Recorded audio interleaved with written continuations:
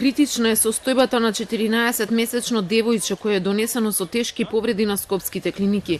Го донела мајката која и сама имала лесни повреди и гребаници по телото.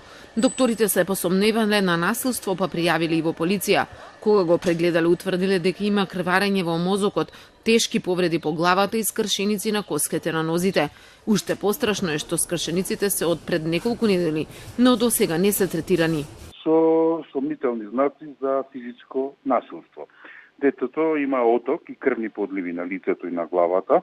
На компјутерот и на рентгенот се гледа дека има крварење во мозокот, дека има скршеница на две места на куските на черепот и дека има стари скршеници на двете подколеници.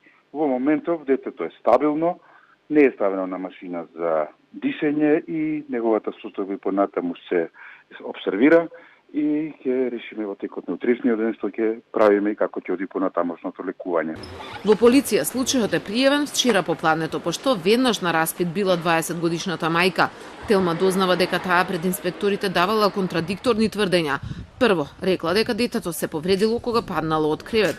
Потоа рекло дека сепак и двете се жртви на насилство од маж кај кој живееле во последната недела, бидејќи нејзиниот сопруг бил во затвор. Кога полицијата го повикала на распит мажот кој бил посочен, тој тврдел дека првпат слуша за жената и незината ќерка. Според информациите од полицијата, таа во претходниот период живеела кај фамилија кои биле пријатели на незиниот сопруг, но сега ќе се истражува што точно се случувало. Сомнежите се движат од насилство врз двете и мајката и ќерката, до тоа дека е можно самата мајка да го претепала бебето. Се вклучи и социјалните служби кои истражуваат дали ова семејство е пријавено кај нив досега. Министерството за труд и социјална политика во рамки на своите надлежности преку службите за социјална работа ќе ги преземе сите потребни мерки за заштита на детето и мајката.